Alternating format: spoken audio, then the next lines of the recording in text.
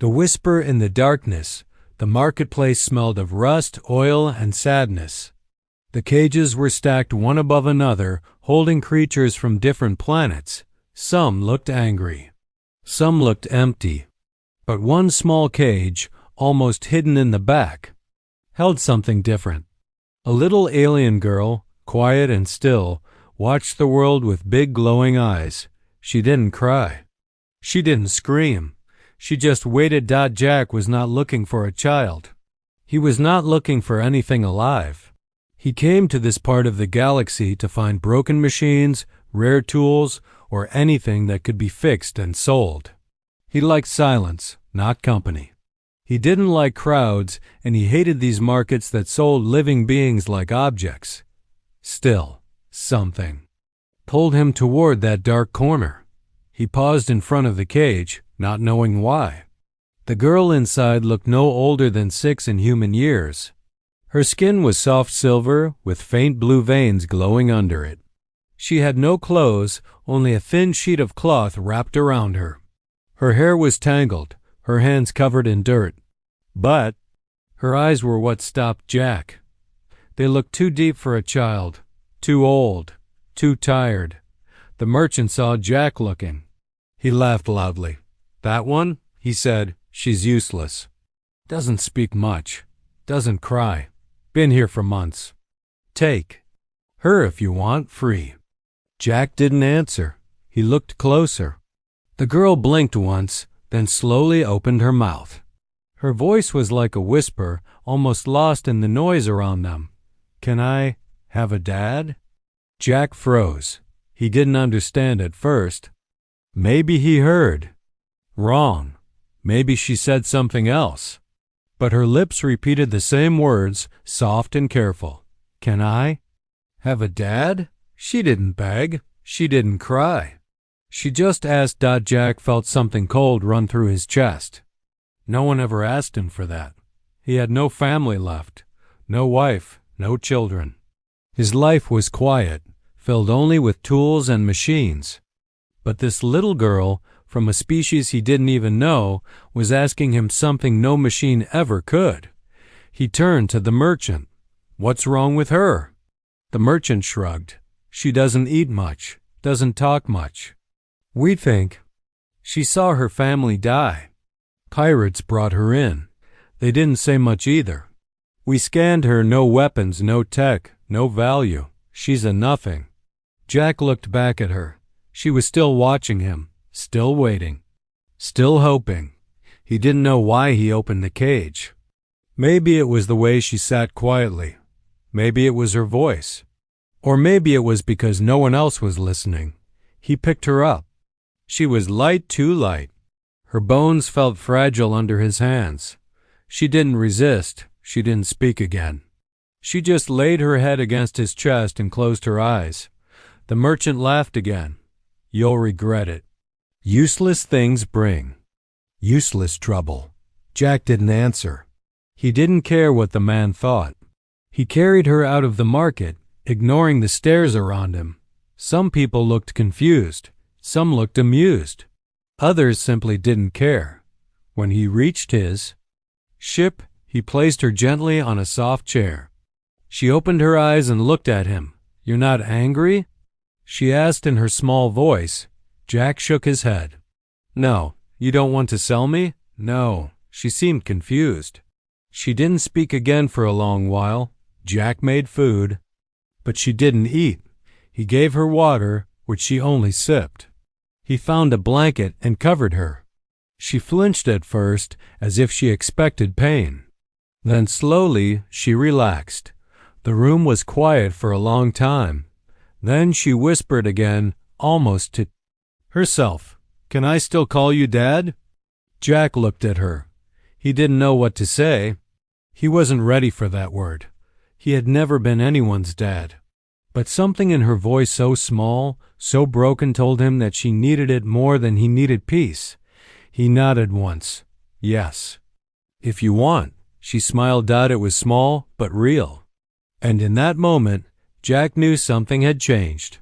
He didn't fully understand what. He didn't know what problems this decision would bring. But he felt something deep inside, a quiet promise he didn't know he had made. He had come looking for parts, but he had found a daughter instead, and the universe would never be the same again. Asterisk, the cold world outside, the ship's engines hummed softly in the background, but inside, everything felt quiet, too quiet. The little alien girl sat on the edge of the bed, legs dangling, her fingers clutching the blanket Jack had wrapped around her. Her silver skin looked even paler under the warm lights of the ship. She hadn't said much since they left the market, but her eyes followed Jack's every move like she was waiting or watching for danger. Jack didn't know what he was doing. He had lived alone for years. Fixing things made sense to him. People did not. And children, especially alien children, were completely outside his world. But there she was, in his ship, in his care. Not a machine he could take apart and understand. A child. A living, breathing mystery. He brought her a soft shirt and some pants. Human clothes. Too big, but it was better than the cloth she was wrapped in. He left them on the bed and stepped back. "You can wear these," he said gently. "They're clean." She looked at the clothes, then looked at him. Slowly, carefully, she asked, "Will it hurt?" Jack blinked. "What? Will it hurt?" "If I put them on?" His heart sank. What had she gone through? How much pain had been connected to simple things like clothes? "No," he said, voice calm. "Nothing will hurt here." "Not from me." She stared at the shirt for a moment. Then, slowly, with trembling fingers, she pulled the blanket aside and tried to wear it. Jack looked away, giving her space.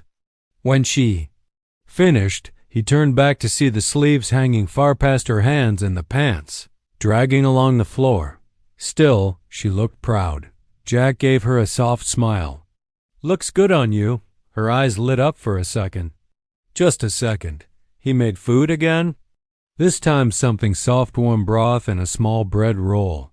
He placed it on the table in front of her. She didn't move. She just stared at it. "You don't have to eat fast," he said. "Take your time." She leaned forward, picked up the bread, and sniffed it like it might bite her. Then she nibbled it small bites, like an animal that didn't trust the hand that fed it. Halfway through the meal, she whispered, "Do dads poison their kids?" Jack's hands froze. "No," he said quickly. "Dads protect their kids." She looked down, unsure. "I've never had one before." Jack nodded slowly. "Me neither, until now." They didn't say anything after that, but when she finished eating, she looked more alive. Not happy, but not broken either.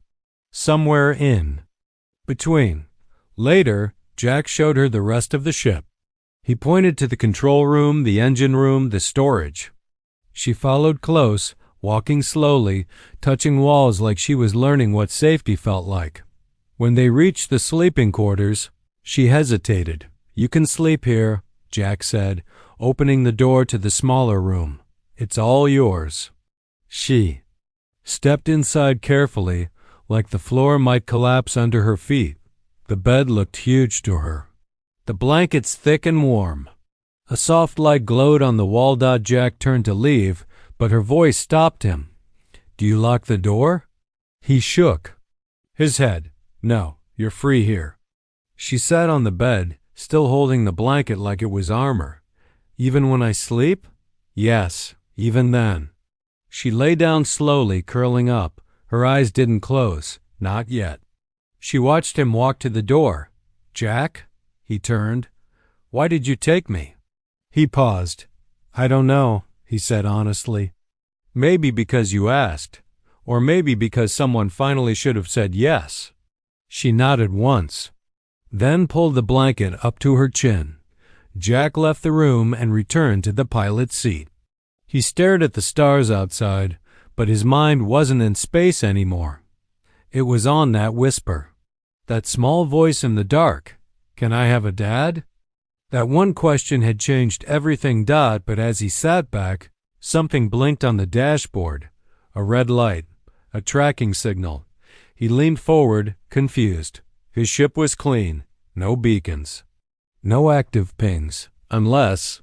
His eyes widened. The girl had a tracker on her dot. Someone was coming. Jack didn't know who. But whoever they were, they had found her again. And this time, they might not ask permission to take her back. Asterisk the past she can't speak of. The tracker blinked. A small red light on the dashboard, slow but steady, like a heartbeat in the dark. Jack stared at it, feeling his own pulse match its rhythm. Someone was searching. Someone dangerous. And they were getting closer. In the small room behind him, the girl slept curled into a tight ball, still wrapped in her oversized clothes. She looked peaceful now, but Jack knew better. Peace like that didn't last long, not in this galaxy. Turned off the signal manually and activated the ship's jammer. It would only buy time, not safety. He needed answers. Who was she? Why was she tagged? And why had no one come for her until now? When morning came, the girl walked out quietly, rubbing her eyes. She didn't smile. She didn't speak. But she went straight to the seat near Jack, like she belonged there now. Jack offered her some food. She ate slowly, careful as always. Then he tried to ask gently, "Do you remember where you came from?" She stopped chewing. Her fingers tightened around the spoon. Her eyes dropped to the table. "No," she said softly. But her voice shook. "You don't have to tell me if you're scared," Jack said. "I just want to help." Silence. Then, barely louder than a breath, she replied, "I don't remember names. I only remember fire and screaming." Jack said nothing. He just listened. There was a big building, white walls, many people. They used to bow when they saw me. She paused, thinking. Then one night, the walls broke. Soldiers came. Everyone ran. My mother, she told me to hide. I never saw her again. Her voice cracked. She didn't cry. But Jack felt the pain in every word. She reached into the oversized shirt and pulled something out, a necklace hidden beneath the fabric. A small metal symbol hung from it, shaped like a star inside a circle. Jack leaned closer. He'd seen that symbol before. Ziyari dynasty, royal. Blood. His stomach dropped. This wasn't just a runaway or a slave. She was a missing heir. "I think they were mad at me," she whispered, "because I could do things." Jack frowned. "What kind of things?" "I touched doors and they opened. I touched screens and they worked, even when they were broken." Jack stared at her, eyes wide. That wasn't normal. That was genetic tech binding, a rare ability, locked inside royal DNA. It wasn't just the girl they were tracking. It was what she could unlock. He went to his storage locker and pulled out a portable scanner. The girl tensed when she saw it, but he raised a hand. "No needles, I promise." He scanned the necklace first. Royal tag confirmed. Then her hands. Strange readings. DNA markers glowing. Not just any royal, the key to a vault-class system. That meant weapons, secrets, ancient technology. That's why she was being hunted. Not for love. Not for justice. For power. Jack turned off the scanner and sat down slowly. The girl looked at him with fear. "Are you angry?" "No," Jack said. "But others will be if they find you." She nodded, almost like she expected it. "They always are." He leaned forward. "Listen to me. You're not a problem. You're not broken. You're important.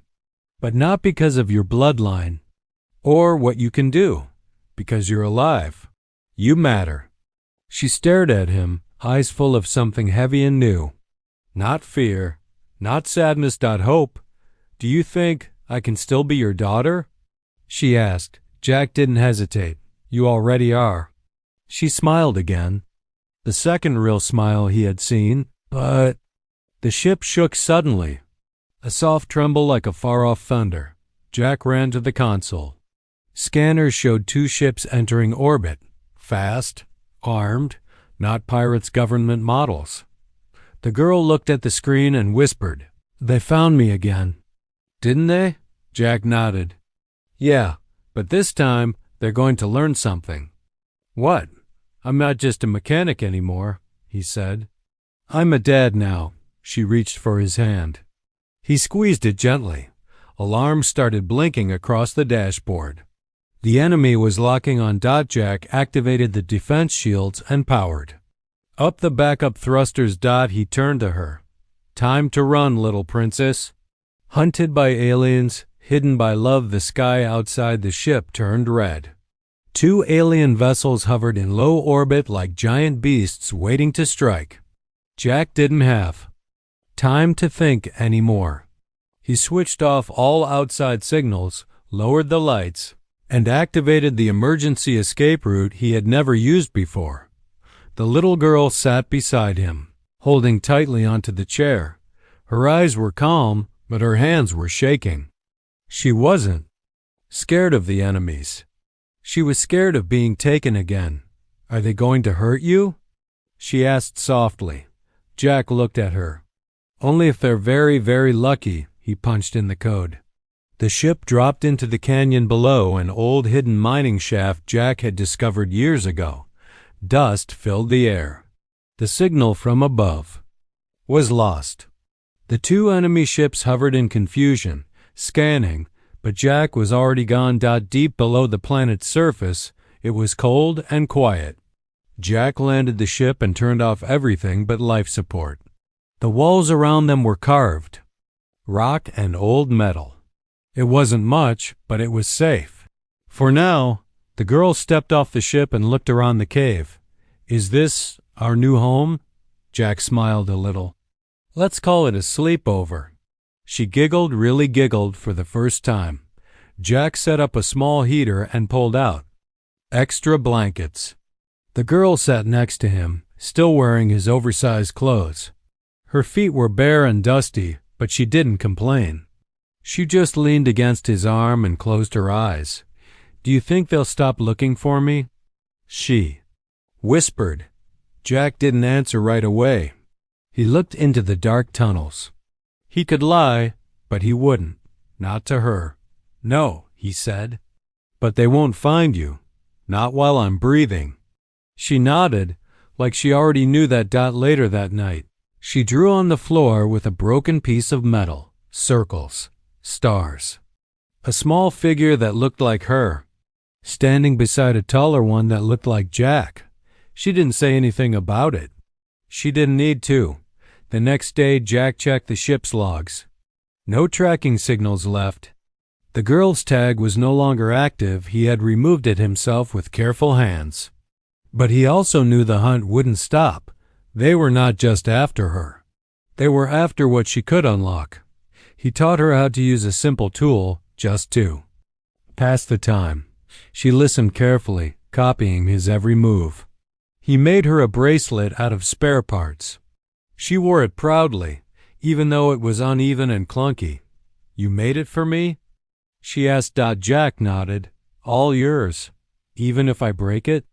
"I'll fix it. Even if I lose it, I'll make another."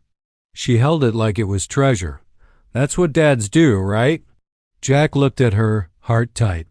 "Yeah, that's what we do." As days passed in the cave, the girl changed. She began to sleep without fear. She smiled more. She hummed strange songs in a language Jack didn't know. She even started giving names to the cave walls. Big Tooth, Soft Rock, Glowbug. It was her way of building a new world. But Jack couldn't relax.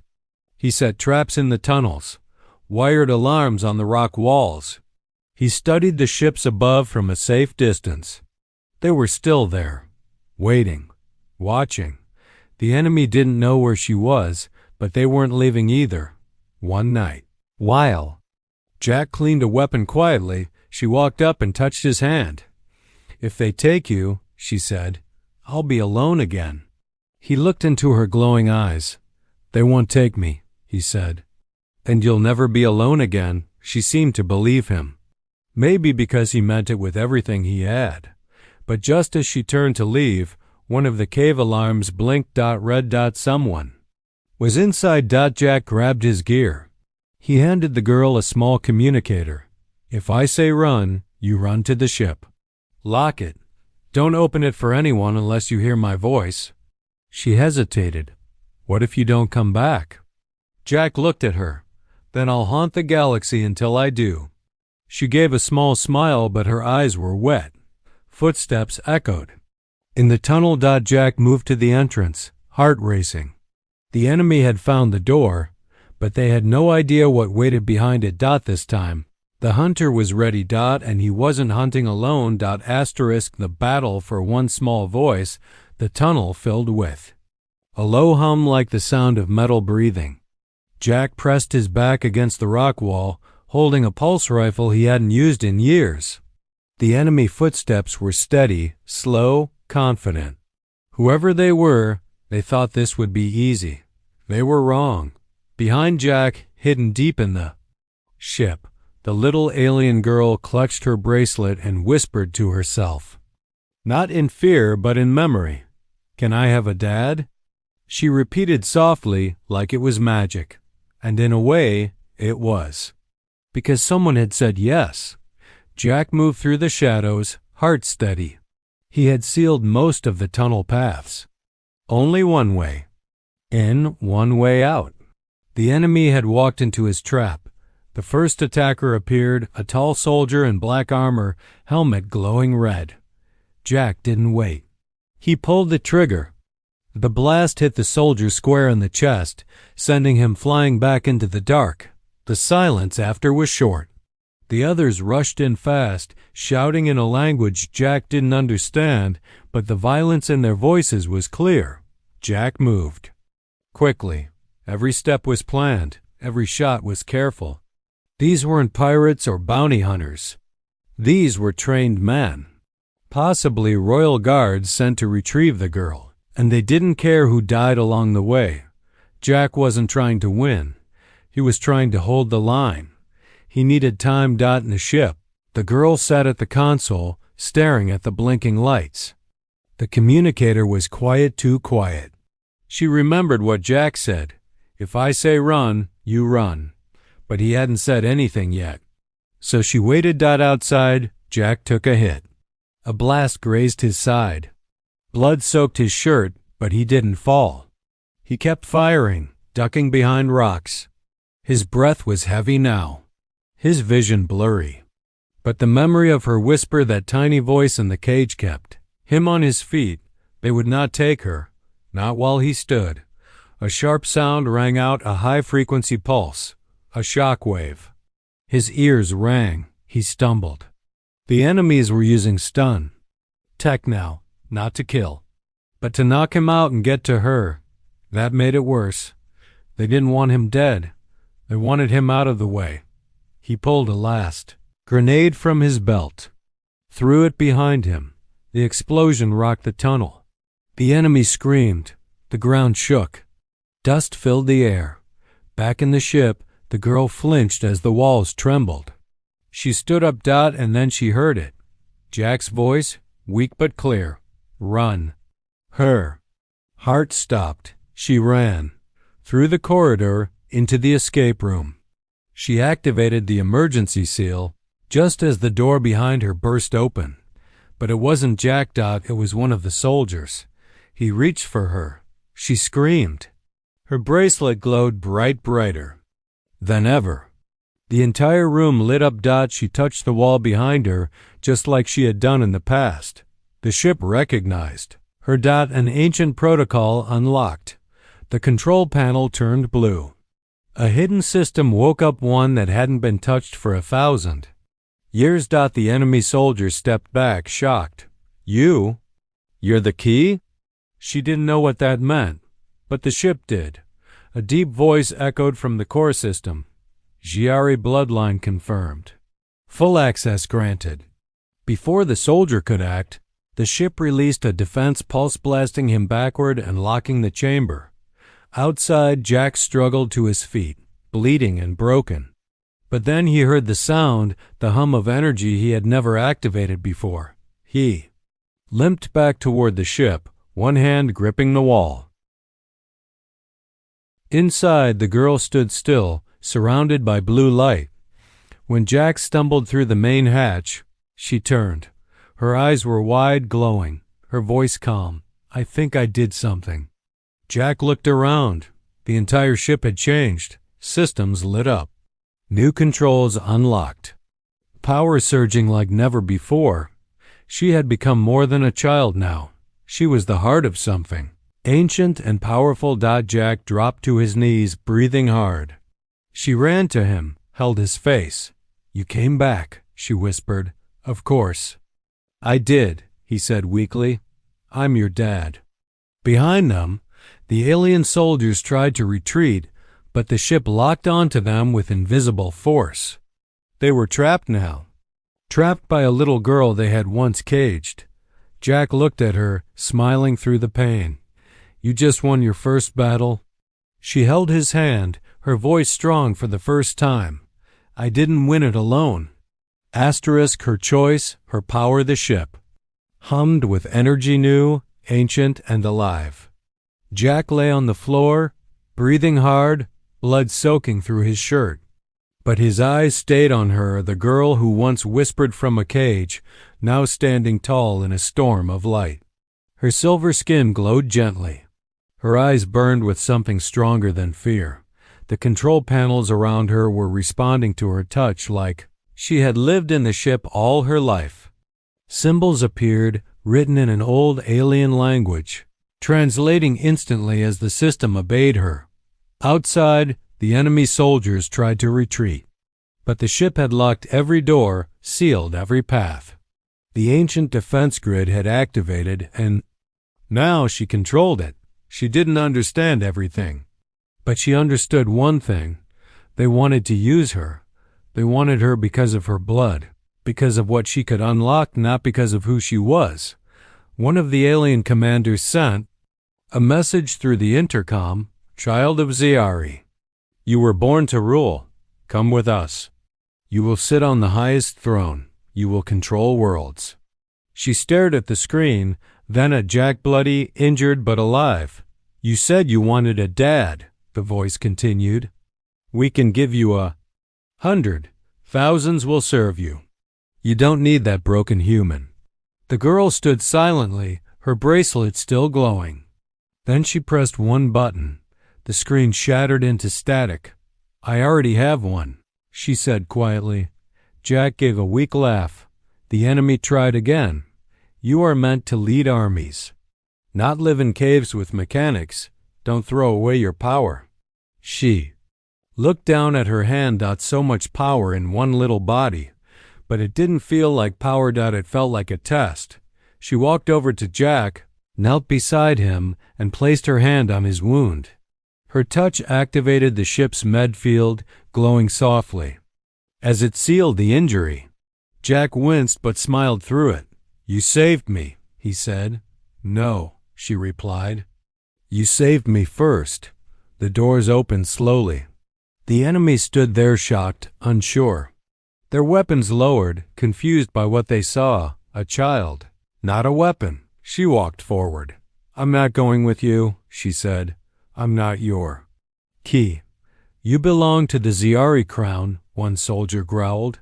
She shook her head. "I belong to myself." The ship's AI responded to her words. The ground trembled. Lights pulsed.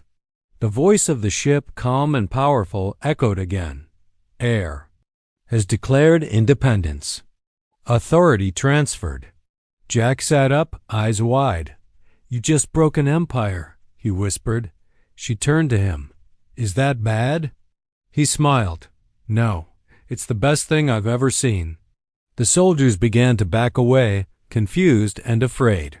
"You could destroy us all," one of them warned. "But I won't," she said. "I'm not like you." She raised her hand. The weapons of their suits powered down. The ship disabled every threat with a soft hum. No one was hurt. No one died. They just lost, because a little girl chose kindness over power. Jack stood slowly, leaning on the wall for support. "What now?" he asked. She looked at him, her voice soft. I choose you. It wasn't just words, it was law. With her voice, the system rewrote the royal registry. Her lineage still existed, but now her protector was listed as Jack Rider of Earth, and in the eyes of the machine, that made him family. Jack blinked at the display. I've been adopted by an alien princess, he muttered. She giggled. It means you can't leave me now. He placed his hand on her head. I never planned to. Outside, the soldiers dropped their weapons. Some knelt. Others simply disappeared into the woods. Their mission failed not by force, but by heart. Girl walked to the front window and looked at the sky. So many stars. So many choices, but one was clear now. She didn't want a throne. She didn't want revenge. She wanted to build something new with Jack, and maybe, just maybe, with others who felt lost too. A new family. One not chosen by blood or power, but by love. Asterisk, a new home, a real family. The stars had never looked so peaceful. For the first time in her life, the little girl wasn't running, hiding, or locked away behind cold metal bars. She stood by the ship's front window, hands resting on the glass, watching distant galaxies drift like glowing dust in the sky. Behind her, Jack finished checking the systems. No more threats, no more warnings, no more blinking red lights. It was over. And now, something new could begin. They didn't speak for a while. Silence wasn't scary anymore. It felt warm now, like sitting beside a fire on a cold night. The girl turned to Jack with a quiet smile. Can we go somewhere quiet? She asked. Jack smiled. Quiet sounds perfect. He didn't take her to a big city or a high-tech colony. He didn't choose somewhere full of people or cameras or questions. Instead, he chose a small green planet, half forgotten, tucked near the edge of a safe system. It had no towers, no palaces, just trees, rivers, and soft winds. As the ship landed gently, the girl stared in wonder. She stepped outside barefoot and touched the grass like it was treasure. She had never felt real ground before. Never walked in open space without fear. Is this ours? She asked. Jack nodded. As much as anything can be. No one's here but us. She closed her eyes and breathed in. The air smelled like flowers and rain. Her shoulders relaxed. Jack found an old cabin by the river, empty but strong. He fixed the roof. She cleaned the dust. He built a fire. She gathered stones to circle it. Every action felt new to her, but she learned fast. At night, they sat outside. Under the stars, the fire crackling between them, she looked up at the sky. Do you think my real parents are still out there? Jack didn't lie. Maybe, but they didn't come for you. She nodded slowly. Do you think they loved me? He looked at her gently. I don't know, but I do. She didn't speak after that. She just moved closer and leaned her head on his shoulder. In the mornings, she helped Jack cook simple meals. She painted pictures on the walls of the cabin stars, animals, people. One picture showed a big hand holding a small one. She said it was about trust. Sometimes she still had nightmares. She'd wake up crying, whispering things in her sleep. Jack never asked questions. He just held her hand until she felt safe. Again, days turned to weeks. The scars on her arms began to fade. The fear in her eyes disappeared. And the smile? It stayed longer each day. One afternoon, a small ship appeared in the sky, an official visitor from a peaceful galactic council. They came in peace. They had heard the rumors that the last living heir of the Ziari line had been found and had refused the throne. They didn't bring weapons. They brought questions. Jack was ready to protect her again, but she surprised him. She stepped forward and spoke clearly. I am alive because someone chose to love me, not use me. I don't want power. I want peace. If your world understands that, we can talk. If not, you can leave. They bowed and left her in peace, And just like that, her story changed the galaxy. Not through war, not through violence, but through choice. On her birthday, her first real one, Jack gave her a gift. It wasn't a weapon or crown. It was a book. Inside were blank pages. "What's this?" she asked. "It's your story," he said. "You get to write it now." She opened it slowly, then picked up a pen. On the first page she wrote, "Once I was a girl in a cage. Then I asked for a dad. Now I have a home." She looked up at Jack. "Can I call you my real dad now?" Jack smiled, eyes shining. "You?" "Always could." That night, under the stars, the little girl who once had nothing at all sat beside the man who gave her everything, and they watched the sky. Not as strangers, not as royalty, not as survivors, but as family.